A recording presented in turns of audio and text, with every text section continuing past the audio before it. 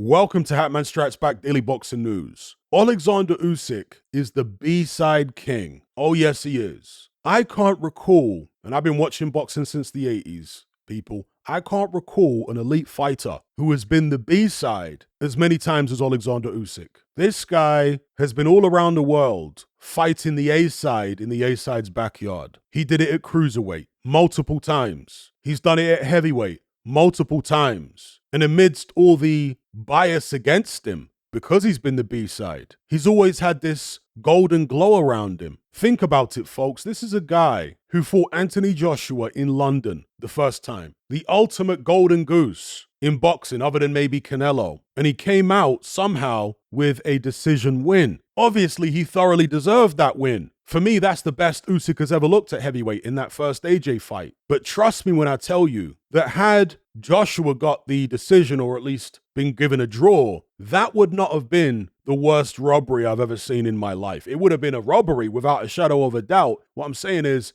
I've seen even more egregious robberies than that. So before the scorecards were read out, I wasn't ruling out a robbery. You know what I mean? Because this was, at the time, a cash cow fighter, maybe the number 2 cash cow fighter in boxing behind Canelo. And then Usyk rematched AJ in AJ's second home in a boxing sense, which was Saudi Arabia. And the judges had it closer, but he still prevailed. Usyk has this golden glow around him. And we saw the same happen, of course, in the Tyson Fury fight. He had to come through adversity. He had to battle against the boxing industry, who did not want him to win. They wanted Fury to win badly, desperately, because they wanted to do the AJ fight. That would have been a cash bonanza for the industry. But somehow, some way, Oleksandr Usyk prevailed. He's got this golden glow around him, as I keep saying. Now, in the past, I'd drawn parallels between Tyson Fury and Muhammad Ali as far as their personality types. I think I'd mentioned in some of the videos that history repeats itself. But there's another saying which is similar to that and slightly contradicts it, which is that history doesn't necessarily repeat itself, but it rhymes sometimes. And so when you look at the top guys at heavyweight today, Oleksandr Usyk and Tyson Fury, curiously, Usyk also has a lot of parallels with Muhammad Ali. The biggest one, of course, is the fact that they share the same birthday. I mean, what are the odds of that? Usyk is a very charismatic fighter. Tyson Fury's charismatic, but I feel like his charisma has been decreasing over the past few years. There was somebody in my Element group, shout out to him, who cited the third Chisora fight as the moment that the tide turned for Tyson Fury and his charisma and popularity started to go downhill a little bit. And I would agree with that, because the Chisora fight was a big reveal to the public. It showed that Tyson Fury at that stage had been avoiding Usyk. It showed that Tyson Fury at that stage had very little respect for the paying public, putting on a Chisora trilogy fight ahead of all the contenders that were crying for a title shot, that were more dangerous than Derek Chisora. He chose to bring Chisora out for a third time and charge people a record high pay-per-view price for it. This is the man that had claimed he would fight AJ for free. This is the man that had claimed he was never in it for the money. This is the man that had claimed he was all about giving back to the people. And again, this was off the back of clearly avoiding Usyk. And of course, he went on to avoid him for a while longer. After the Chisora fight, he continued to avoid him. This affected Tyson Fury's, I'm going to use a bit of a odd term to some of you, his charismatic charge. If you think about an energy bar in a beat-em-up video game, in a fighting game, in fact, in some of the games, you might have several energy bars. Imagine for the character of Tyson Fury, one of the energy bars is charismatic charge. Tyson Fury's charismatic charge started to go down. It started to deplete really from the Chisora fight on, because up until that point, he was the big hero in the heavyweight division. After the epic battles with Deontay Wilder and the clinical way in which he dispatched Dillian Whyte, you had all these donuts, people like Sylvester Stallone, for example, claiming that Tyson Fury was invincible and that he was the greatest heavyweight of all time. I think at that time he'd only had,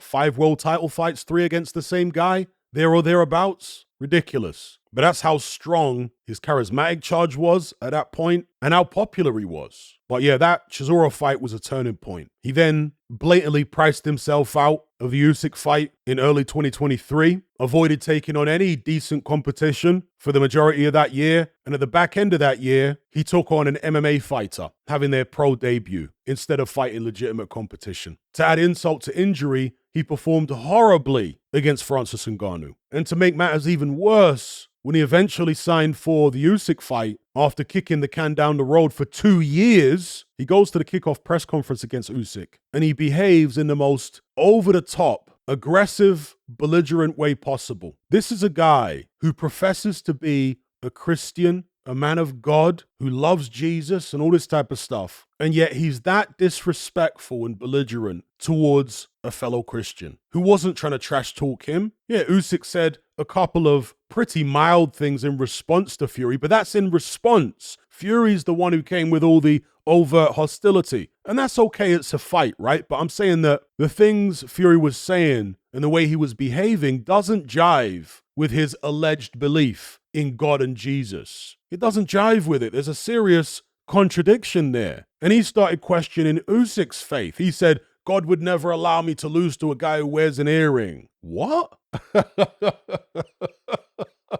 Usyk wasn't acting desperate. He wasn't going above and beyond to try and get underneath Tyson Fury's skin, to try and intimidate him or upset him. He wasn't constantly lying about Fury and what have you. Fury was the one doing all those things. And all of this was, as I say, depleting his charismatic charge. It's almost like he was jinxing himself with the way he was carrying on. Then, of course, there was the pullout, which was very poetic because Fury had this cut. Years earlier, he'd accused David Haye of cutting himself to get out of their fight. Now he found himself in the exact same position with people questioning his cut. I don't believe in karma, but for those of you who do, that'd be an example of it right there. Karma visiting Tyson Fury. Then the fight gets rescheduled. We get to fight week in May, and the patriarch of the Fury family, John Fury, comes in screaming and shouting, throwing his weight around, when Team Usyk were being perfectly gentlemanly. But John Fury's throwing his weight around. The security starts separating the two teams. John Fury notices a member of Team Usyk, the smallest member of Team Usyk, on the wrong side of that security line. John Fury makes a beeline for him. The guy wasn't doing any wrong. All he was saying was Usyk, Usyk. He's part of Team Usyk. Team Fury was chanting Fury, Fury. John Fury makes a beeline for this guy, headbutts him, but he comes off second best. He's bleeding, and the little guy who he headbutted was not bleeding. And to me, that was like a portent of doom for Tyson Fury. The patriarch of your family is so desperate for you to win that he's coming out with these bullying tactics and they're backfiring on him. At that stage, I thought, no, the energy is so wrong here for Tyson Fury. It's so wrong. And I think they could sense the energy was wrong for them. And if you don't like the word energy, you can talk about psychology. In a boxing context, jinxing yourself would essentially mean doing things that, at least on a subconscious level, are anathema to your conscience. Doing things which, at least subconsciously, you know to be wrong. Now, if you were doing these things against an opponent who's equally as skullduggerous as you are, then your conscience might not turn on you. But when you're doing these things to somebody who you know is being honest as a warrior, then my theory or my hypothesis is your conscience can sometimes turn on you. Again, you might not be consciously aware of this, but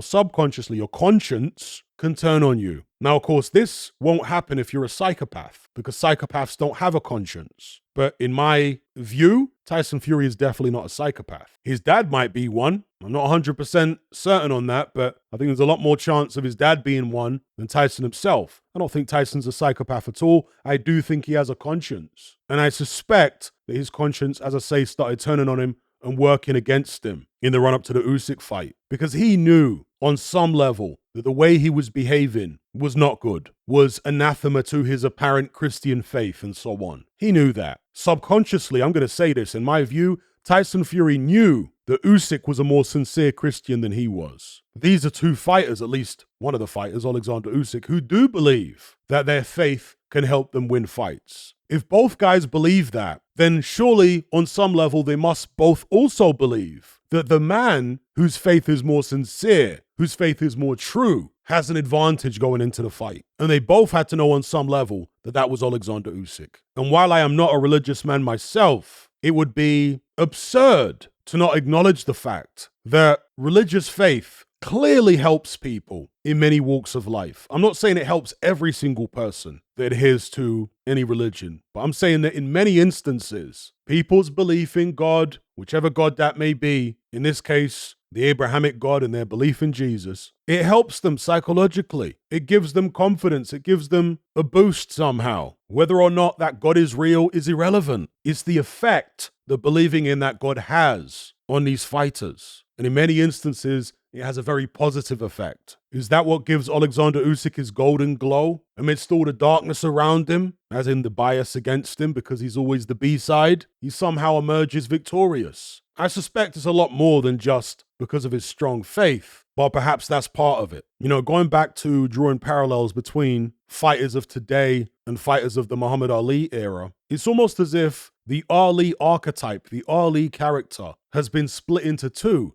in this era. Sounds like an interesting sci-fi movie, right? But the Ali archetype has been split into two. You got Usyk, who's the good Ali, versus Tyson Fury, who's the bad Ali. And Ali had good and bad in him, just like everybody. But Fury represented more the darker aspects of the Muhammad Ali archetype, whereas Usyk represents the more good or lighter aspects of Ali's archetype. Because Ali, just like Usyk, could be a very fun, playful individual, smiling, being very effervescent, and so on. At the same time, Ali had his darker side, where just like Tyson Fury, he liked insulting his opponents, humiliating his opponents to some extent, at least outside the ring, on the odd occasion in the ring as well. Certainly Ernie Terrell, who had been antagonizing Ali, being disrespectful towards Ali. Ali wanted to punish him and humiliate him in their fight. Then, of course, you've got what people perceive to be two-faced behavior, where during Ali's exile from boxing, he was running low on money, and Joe Frazier actually helped him out. Shortly afterwards, he signed to fight Joe Frazier during his comeback, and he was having a go at him. The guy that had helped him out financially, he was insulting him and calling him every name under the sun. Now, Ali could pass it off as, well, it was just promotion for the fight. But the stuff he said to Frazier really hurt him. It cut him deep. And many people to this day see that as a betrayal. Well, Tyson Fury is like that. During his hiatus, he was non-stop trashing Anthony Joshua. I mean, non-stop. Every day he would wake up and go onto Twitter and start insulting and trashing Anthony Joshua for no reason. Fury wasn't even fighting at that point. AJ wasn't insulting Fury. He'd always been respectful to him up to that point. But Fury took it upon himself to trash him every day, to talk disrespectfully about him non-stop. And of course, beyond that, lying to the fans all the time, claiming he was going to take one fight and then going in a different direction, and lying and claiming that the person he avoided actually avoided him. He did that to AJ several times. So there's this deceitfulness about Tyson Fury, where privately, he might be cool with some of these fighters, but publicly, he's very disrespectful towards them, lies about them, and so on. So again, he's like the evil Ali, and Usyk's like the good Ali. That's the way I see it anyway. And that first fight did have, in my view, the air of good versus evil about it. Not that Fury is, as a human being, primarily evil. No, I'm not saying that at all. I just mean in a boxing context. It was like David versus Goliath, obviously Oleksandr Usyk being David. And just like in the Bible, David prevailed against the odds over the Philistine giant. Anyway, I'll leave it there. Let me know what you guys think about all this in the comment section below. Don't forget to like the video if you enjoyed it. It really helps out the channel. Subscribe if you haven't done so already, and also share the video. I'll catch you guys in the next one. I'm out. Are you surrounded by mindless bots in human form who adhere to the norm and blindly conform, who swallow all the mainstream BS and actually ridicule you for questioning things? Do you wish you had more free-thinking individuals in your life to network and converse with? Well, look no further. We're right here. Come and join the Brotherhood of Reason on Patreon. You'll gain access to my weekly topical content where we take deep dives on an endless variety of subjects, as well as my vast back catalogue of podcasts, videos, interviews, movie decodings, and my Confessions of a Nightclub Bouncer series. You'll also get to talk and network with myself and hundreds of other people in our members chat. You can enjoy all this via the Patreon app or on desktop, and download all my podcasts in high-quality MP3. There's no contract, no commitment. You can cancel at any time, just like Netflix, but it's a hell of a lot cheaper. Just download the app from the Play Store or the App Store, or simply visit patreon.com on a web browser. Then head on over to my page and select the tier called the Brotherhood of Reason. All the links are in the description box below. And just a quick money-saving tip for Apple users. If you purchase your Patreon subscription on the desktop site or on Android, then you'll avoid the ridiculous 30% fee that Apple charges for purchases made on the iOS app. So if you're on iPhone or iPad, save yourself some money by buying your subscription on the actual Patreon website or on Android because it's a lot cheaper. Once you've made that initial purchase, you can then use the Patreon app on your iPhone or iPad thereafter to access and enjoy your content as normal.